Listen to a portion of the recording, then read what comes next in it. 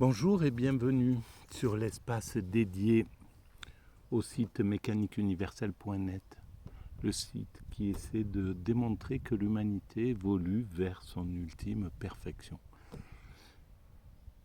La paix universelle, la fraternité, enfin tout ce que l'on peut rêver et tout ce que la vie, la réalité nous empêche de percevoir en fait, parce que par exemple là, on est dans une réalité assez difficile pour l'instant. Il y a notre continent qui s'est remis en guerre, il y a le réchauffement climatique, il y a des problèmes majeurs, des problèmes de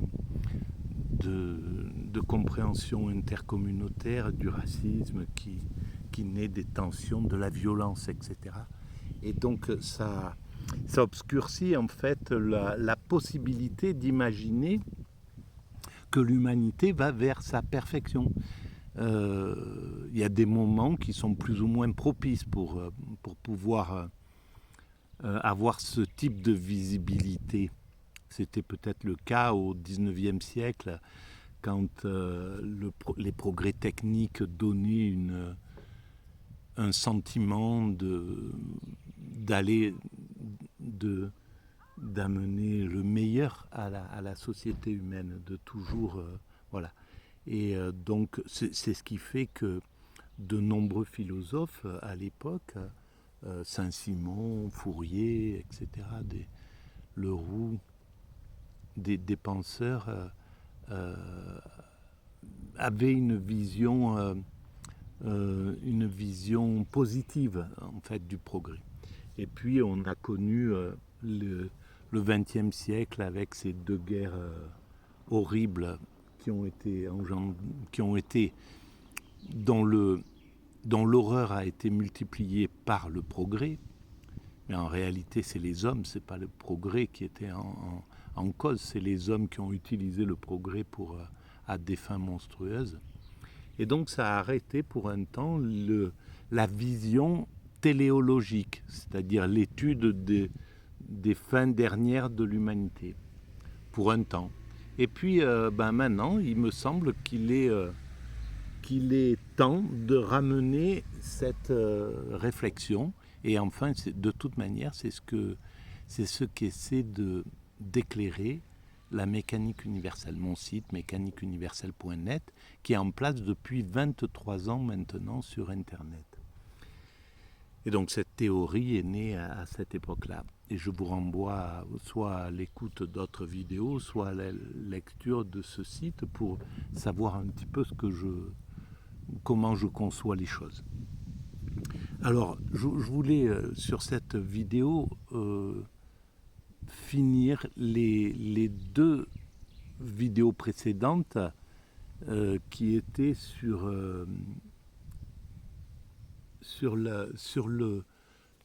les problèmes de l'oligarchie.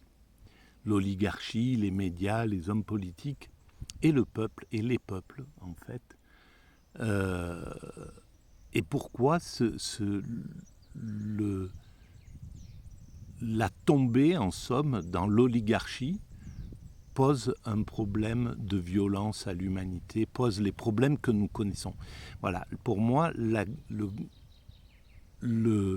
problème de l'humanité depuis 30 ans, on va dire, depuis la fin du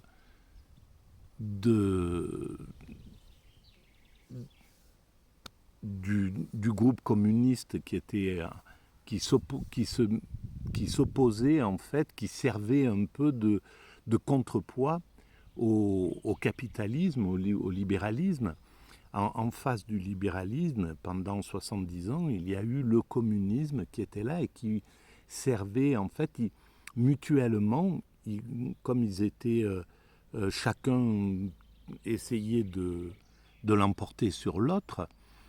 Il était obligé de se comporter le mieux possible pour éviter de donner des points, d'offrir des points à l'adversaire en somme. Et donc pendant on va dire à la sortie de la guerre, on pourrait parler comme ça, à la sortie de la guerre 39-45, à partir de là, ces deux compétiteurs, les Américains et les Russes en gros, hein, les Chinois étaient du côté communiste, mais ils ne s'intéressaient pas à être belliqueux ou à exporter leur violence sur le continent africain ou sur le continent sud-américain. Ou, voilà. Les deux grands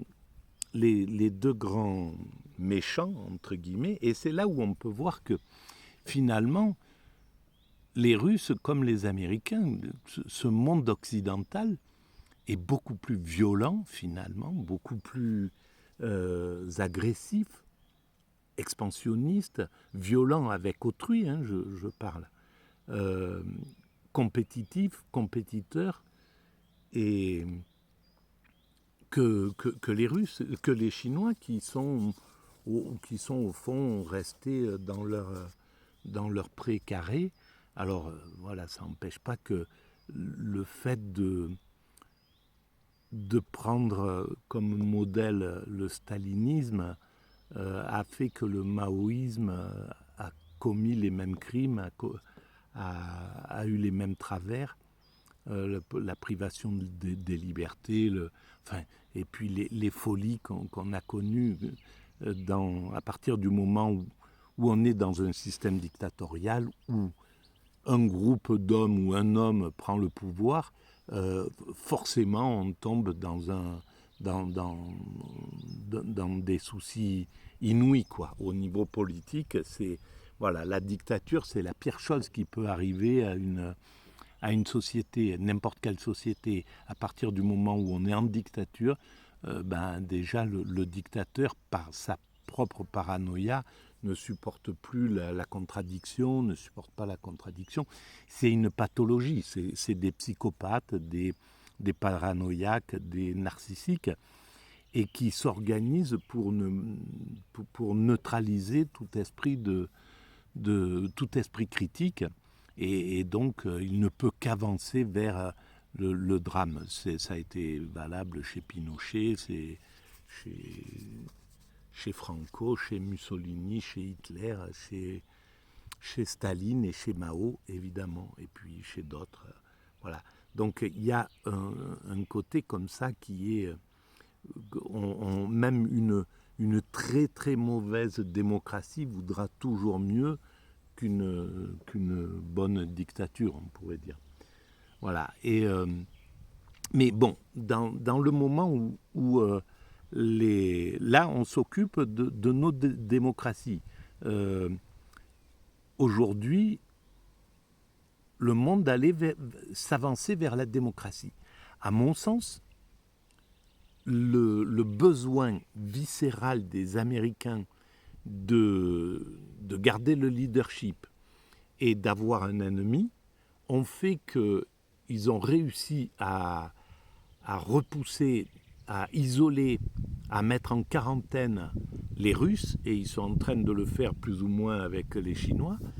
Mais enfin, leur désir, c'est ça, c'est de les isoler du reste du monde. Et c'est complètement narcissique, ce type de conduite. C'est une conduite complètement enfantine dans la réalité. Il n'y a pas de réflexion derrière. Parce qu'en fait, en faisant ça, ils stimulent la dictature en Russie. Ils ont une partie des responsabilités du fait que Poutine commence à rentre dans un système dictatorial, parce qu'il commence à se sentir, la paranoïa commence à arriver, le fait que dans un monde ouvert, il y a des risques pour lui, etc. Donc il va vouloir neutraliser un peu toutes les... Et en fait, c'est au détriment de 140 millions d'êtres humains. Donc il y a quelque chose, pour vaincre, les États-Unis sont capables de tout, en fait. Ils n'ont pas de limite, et ils peuvent aller... Leur désir de vaincre est tellement fort que rien ne peut s'opposer à ça. Et donc le fait de mettre l'autre en quarantaine, d'essayer, parce que ça fonctionne plus maintenant, heureusement de façon globale, parce que le monde a une autre visibilité, mais ce désir-là, c'est le désir qu'on retrouve dans la cour de récréation. Le narcissique du coin, c'est lui qui distribue, qui dit bon, on lui parle plus à celle-là, à lui on lui parle pas, etc. Il faut, voilà, qui gère qui fait le boss ou la boss. Et en fait, c'est les narcissiques qui agissent comme ça. Et les Américains, c'est quand on regarde ça de loin, par-dessus, on voit que c'est un comportement de gosse, quoi. C'est un comportement de gosse qui est resté au stade du narcissisme.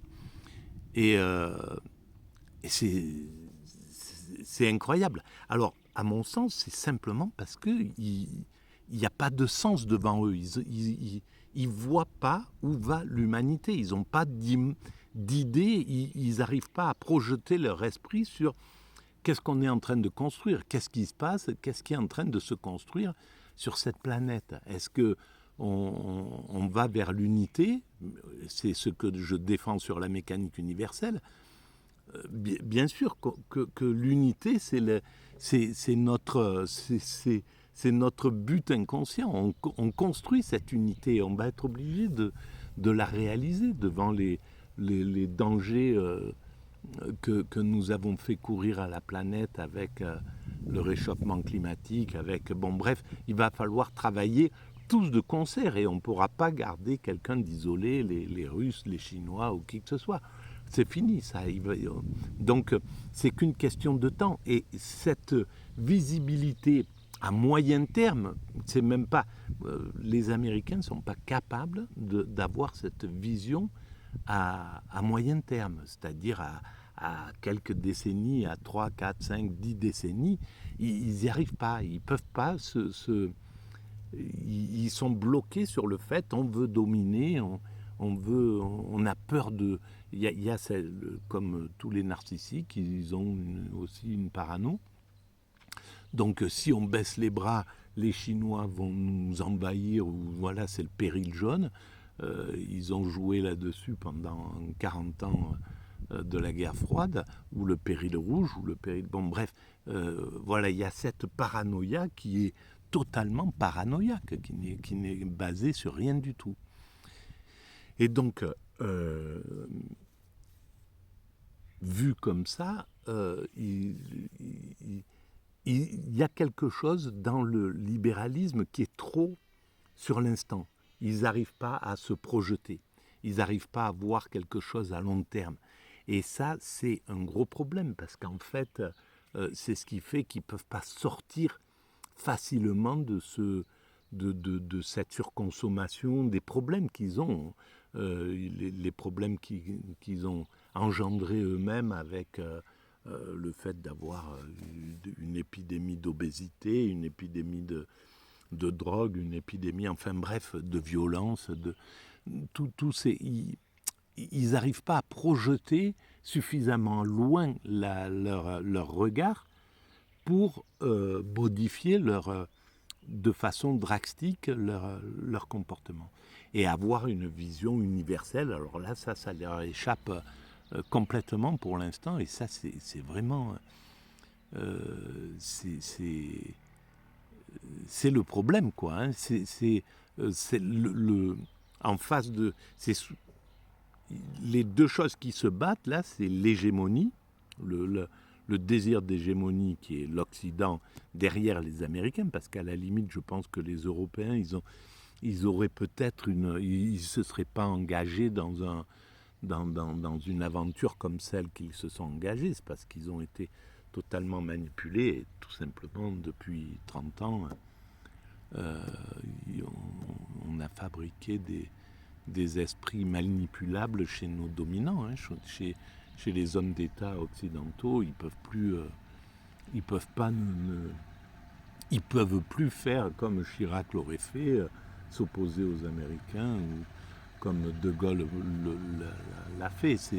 Pour la plupart, c'est plus possible, quoi. Il y a un mécanisme qui s'est construit et qui fait que là,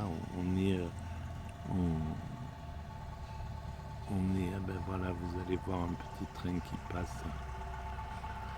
Et donc, je ne sais même pas s'il y avait un chauffeur, je ne l'ai pas vu. Voilà, bon, bref.